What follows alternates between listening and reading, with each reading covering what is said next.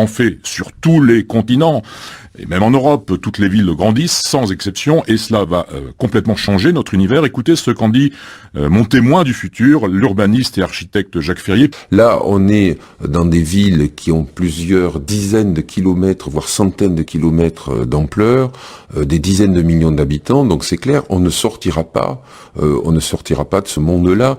On va vivre dans un monde urbain. Ce monde urbain, ce n'est pas une fatalité que ce soit un monde repoussant, que ce soit un monde inquiétant. Ça peut être au contraire un nouveau type de paysage. Mais pour ça, il faut changer la façon de voir la ville. Il faut arrêter de dessiner la ville comme sur du papier quadrillé. Il faut dessiner la ville de façon autre et de façon beaucoup plus sensible. Quelle est l'opinion de cet homme au sujet des villes du futur ?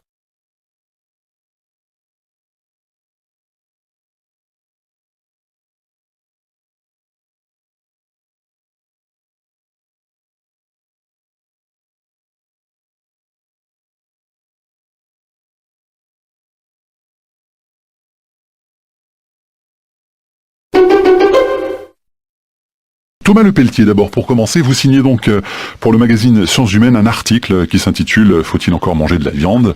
et vous écrivez qu'il est nécessaire de diminuer fortement notre consommation sans pour autant devenir végétarien. C'est la condition animale qui vous intéresse principalement sur cette question ? Oui, c'est une question d'éthique animale. Moi, je pense qu'il y a une grande évolution de la société. La notion de cruauté envers les animaux a de plus en plus de mal à être acceptée.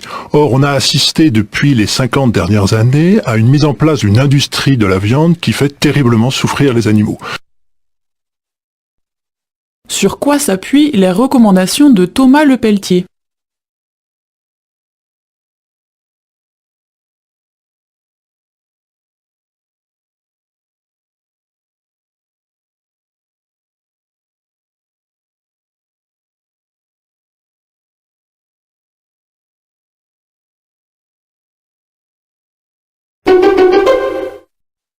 Les faits divers sont bien des faits, des événements, des choses qui arrivent, mais pourquoi diable sont-ils divers, ces faits? On peut les trouver monotones, toujours des meurtres, des accidents, des catastrophes, des séquestrations, et j'en passe. Des images choquent en tout cas de ce qui ne va pas dans notre société. En effet, alors qu'il arrive 100 000 choses heureuses et agréables, l'information s'attache à l'horrible et à l'imprévu. Les faits divers racontent l'horreur qui atteint quelques individus, mais qui masque les maladies d'une société tout entière. À leur donner tant d'importance sans les commenter, les médias contournent gaillardement les problèmes majeurs collectifs qui, eux, ne sont pas divers. À se demander si ces catastrophes si diverses ne sont pas mises en avant sans qu'on en tire aucune leçon, pour faire diversion, non pas pour divertir au sens de récréer, mais pour détourner de ce qui est plus général et plus important, les problèmes qui concernent des millions d'humains, mais qui paraissent en effet plus lointains. Selon le chroniqueur, comment les médias utilisent-ils les faits divers ?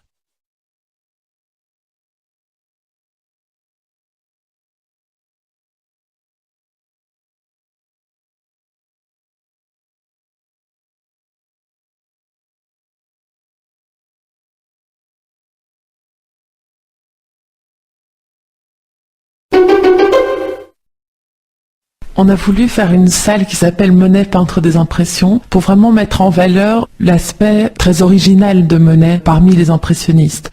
Dans la salle précédente, on a mis ses premiers paysages, qui sont les paysages d'Argenteuil.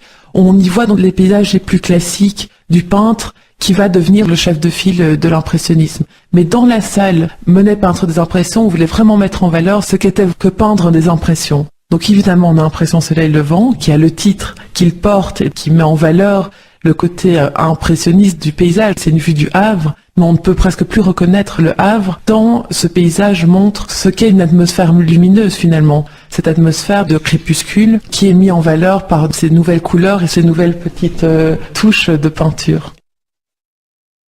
Comment l'exposition sur Monet a-t-elle été conçue ?